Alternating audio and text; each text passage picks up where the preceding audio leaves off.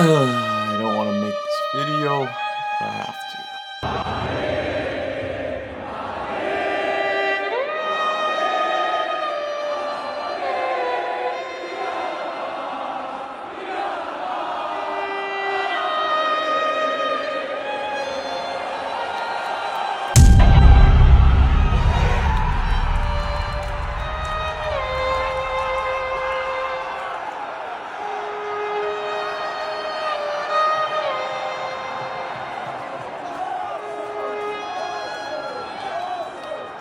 I was wrong. My hands are up.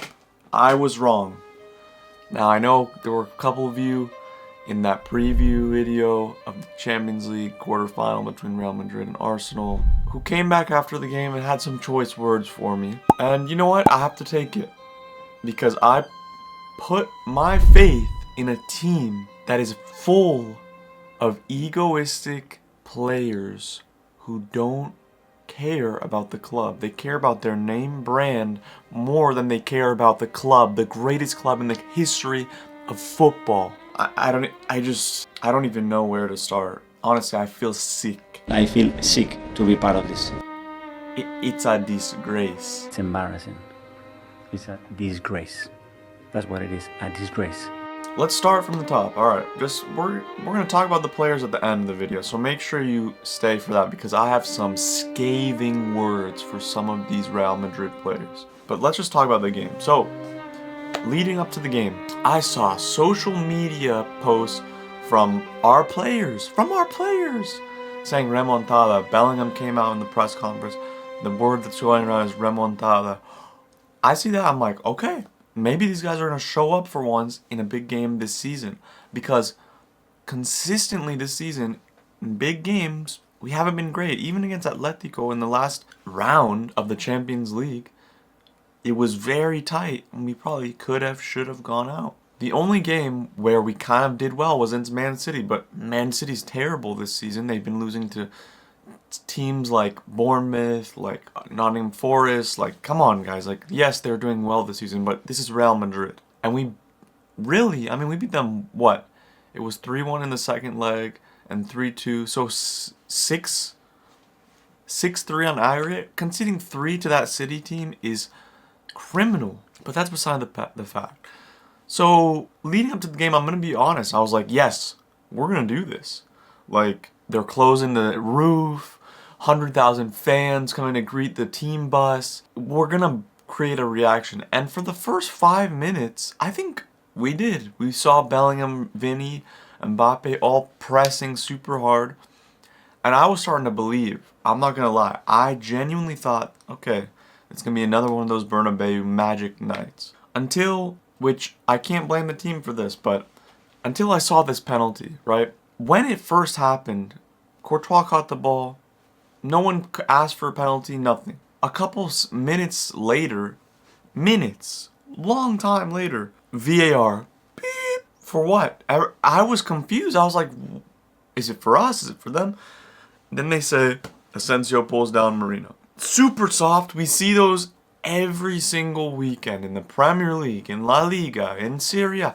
You always see players holding on set pieces, and they're never called. If they were consistently calling that as a penalty, there would be 3+ penalties every single game, no doubt. But then, okay, whatever. You're like, all right, this really sucks because it kind of halts our momentum, but there is a chance that we could use this as a catalyst to start waking up a little bit even more. And of course, Saka tries to Panenka it, Courtois saves it. I went crazy. I was like, this is what we need, the momentum shift right here. And then, the same thing happens about, 5 minutes later, and we came out the blocks flying really good. Obviously, one thing I do want to mention is Carlo. Where are the tactics? I saw a arc of 6 or 7 players standing by the box. No one came to check. There was one point in the game when Valverde and Vasquez were the last 2 men back after a corner or a free kick, and they were literally passing it back and forth. No one came to check and ask for the ball. How can you be Real Madrid and have no one in the pocket behind the press? between the lines. It's the most simple thing. But that's beside the point. The same thing happens. Mbappe dragged down by Rice. Referee calls it. Whatever you want to say, if you're going to call the first one, you have to call that second one. And I'm like, okay, this is it. We're going to score this penalty and we're back in it. And that honestly would have been, I genuinely think if we get that penalty and score it, there's an 80% chance we come back in that game. 80%. The crowd would have been lifted. Everybody would have been on fire. I genuinely think if that penalty was given and we scored, that would have been the turning point in the tie. But the ref gets called back by VAR for 5 minutes. 5 minutes! Everyone's just standing there waiting. 5 minutes. And if you've ever played any sport at any high, decent level, if you're standing around for 5 minutes, your legs start to get stiff, get cold. You're going to have to re-warm up. Now you have a higher risk of injury. It's a joke. It's a disgrace. Drogba versus Barcelona. It's a disgrace. And the kitman there trying to stop Drogba getting himself into further trouble. It killed the momentum of the game. It killed the hope of the fans in the stadium. Everybody was in a lull after that. It's a disgrace. The referees should be ashamed. If you have to take 5 minutes to decide whether that was a penalty or not, it's not a clear and obvious mistake. It's not. If you have to take 5 minutes, how is it clear and obvious? If you're zooming in 40 times and slowing it down to 0.25 to try and find if Rice didn't have contact, or he wasn't holding him for this long, for that long. Come on, man. It's a disgrace. I would not have had a problem if they took, maybe 15 seconds, 30 seconds, said, no, it's not a foul, whatever. But this is a disgrace. You cannot halt the game of that magnitude, of that pressure, with the momentum going the way in which it was. That's like a lifeline for Arsenal. You're giving them 5 minutes to recuperate after being under the pressure of the Bernabeu. Honestly, I think if we get the penalty, even if we don't get the penalty, even if they just took 15 or 30 seconds, I think it would have been a much different game and it would have been much closer. But anyway, we go into halftime, no shot on target. 0 shots on target. In this entire game, we only had 3 shots on target. Most crosses we've ever made in a single game. Most crosses. Who are we crossing to? Lucas Vazquez? Mbappe, who's never in the box, who stands outside the box, doesn't make runs, and always wants the ball to his feet. Vinny, same story. Rodrigo, yeah, he scored a header against Man City a couple of years back, but he's not good in the air.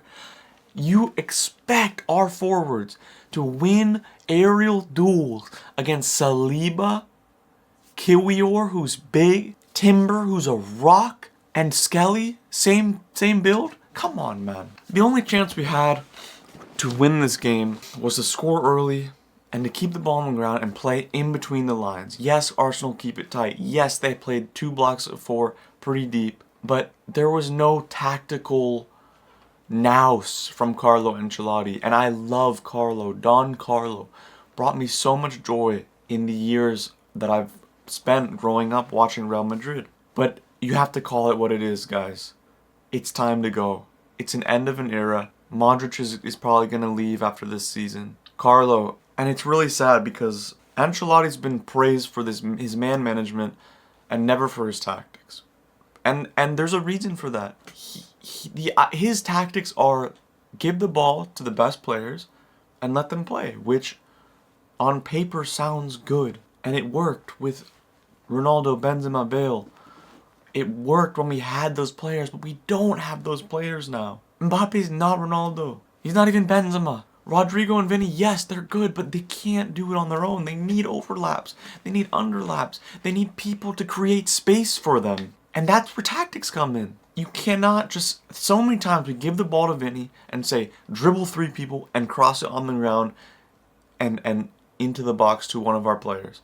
You can't. People, especially when you come up against defenders like Timber, he's going to lock you up. And if you beat Timber, then Saliba's right there.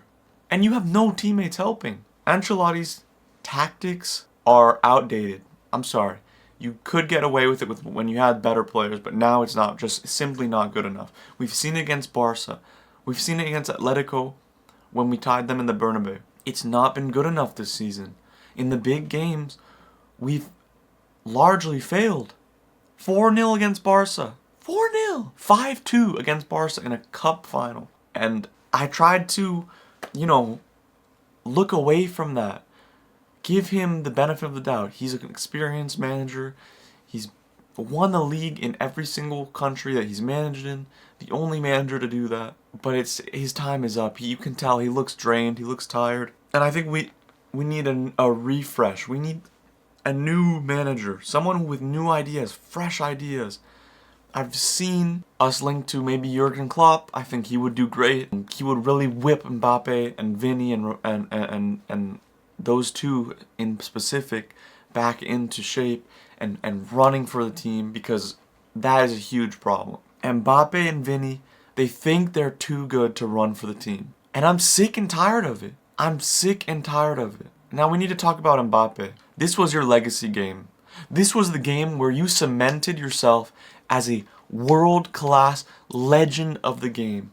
If you went out there and scored a hat-trick, and we went out and won the game and progressed to play against your old team, PSG, I would give you your flowers. Now, yes, you've done your thing in the World Cup, which you lost, by the way. But what else have you done? You stat padded in league games against Alaves, against Real Valladolid, and in France against Angers, against Toulouse, against these small teams. But when it comes to, you perform bigger on the biggest stage when you were at Monaco as an 18-year-old, 17-year-old, than you are now when you're 23, 24, at the peak, the supposed peak of your career. You cannot even dribble past Kiwior. Listen, man, this guy, he better come back next season and finish this season strong, or else I'm fuming. Or else I'm talking about getting him out the club. I'm not joking. We don't need Mbappe. Why did we buy Mbappe? We're not playing FIFA here. We need a focal point up top who's going to be able to finish crosses, as well as play with his feet, as well as make runs in behind. 3 things that Mbappe does not do. And if Xabi Alonso becomes manager, we know he likes to play with 3 at the back. How is that going to work? 3-4-3. I don't know. He might have to change his formation, but that's for another video. But if I'm Xabi Alonso, if I'm Jurgen Klopp, if I'm the next manager in line to be the coach of Real Madrid, I'm not starting Mbappe. I'm simply not. I'm not. He doesn't run for the team. And in this day and age, you cannot have passengers in your team. Especially when you play against teams like PSG now, Arsenal, who all press together. Press from the... If the ball bypasses the front, they're pressing from behind. And that blindside press is so underrated. And there's so many things I could say, and I'm just so disappointed in the team. I haven't seen a more pitiful display since, I don't know, 5-1 on aggregate is rough. Even against Ajax, we had a better chance. We at least won the first leg. I can't think of a worse. I mean, Man City smoked us, but that was at the Etihad, and they were a much better team than this Arsenal side. I can't think of a worse performance off the top of my head, and I started watching in 2012 during that season when we lost to Dortmund 3-0, or 4-0 actually it was. Was it 4-0? 4-1. Lewandowski hat-trick. We came back to the Bernabeu. We made it close. It was 2-0. We lost 4-3 in aggregate, but we would have gone through if we got one more goal because there was away goals. So this is probably, in my lifetime, the worst 2-legged tie I've ever seen Real Madrid do. And I think it's indicative of the position that we are in as a squad and as a club. Too many superstars. We saw what happened at PSG when they had Messi, Neymar, Mbappe. It didn't work. It wasn't even close to working. It crumbled, in fact. And, it's a dark time for Madridistas. Everybody's clowning on us, but listen, you can laugh all you want, but 15 Champions Leagues. The second closest team is AC Milan with 7. So you're going to need a lot more years like this one to even get close to where we are as a club. Anyway, speak about Arsenal now. The word I would choose to sum up their performance is mature. They were very mature. Even when they missed a Panenka and the Bernabeu erupted, they weren't fazed, you know? They were strong, super solid defensively. They played on the counter. And they honestly, in some cases, outplayed us through the midfield, which our midfield was a shambles.